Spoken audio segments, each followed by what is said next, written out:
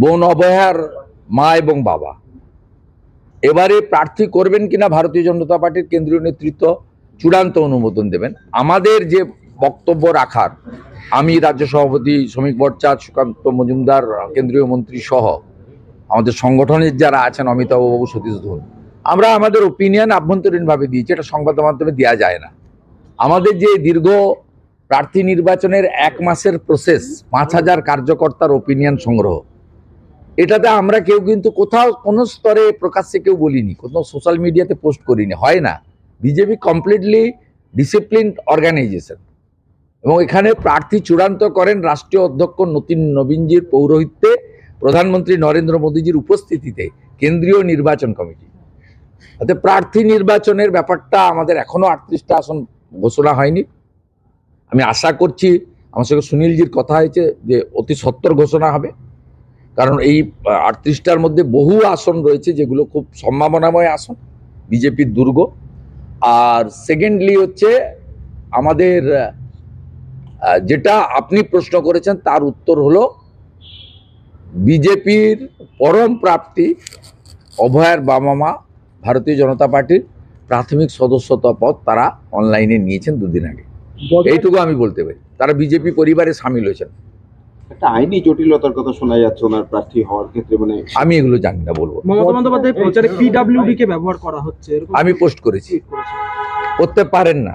শুধুমাত্র মঞ্চটা টাকা দিচ্ছে এআইটিসি, মানে ওদের পার্টি, তা আঞ্চলিক পার্টি, নাম লিখে এআইটিসি, মানে ফরওয়ার্ড ব্লকের মতো এআইএফবি, তা দিতে পারেন না। কিন্তু তার বাইরে যা যা র্যাম্প থেকে বানানো থেকে শুরু করে সবটা খরচ করছে, এটা ভাইলেশন অফ এমসিসি, ইলেকশন কমিশনের অ্যাকশন না উচিত।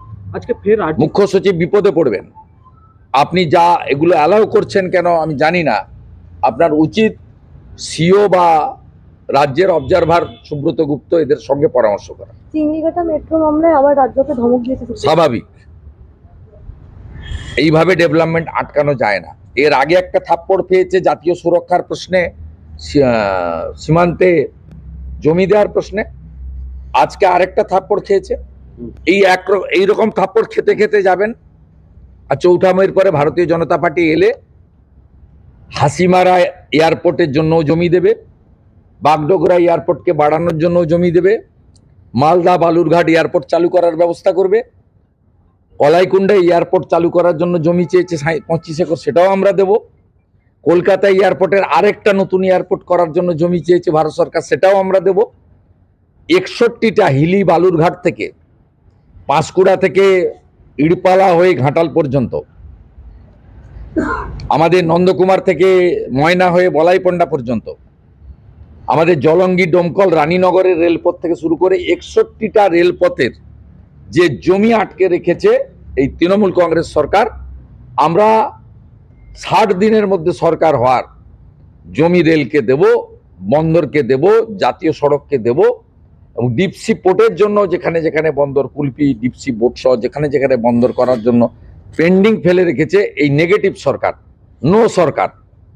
শুধু জনগণকে বলবো, no vote to Mamata, vote for BJP করুন।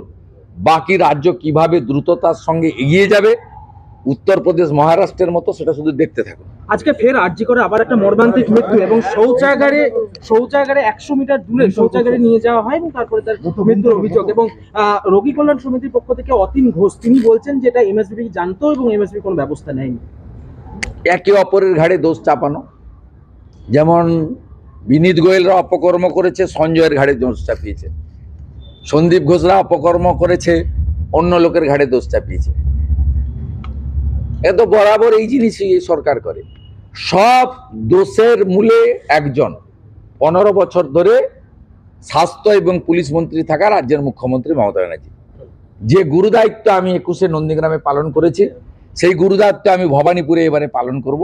একে হারিয়ে দেন, একে প্রাক্তন না করলে এরকম ঘটনা প্রত্যেক দিন ঘটবে, একবার নয় 5 বার ঘটবে।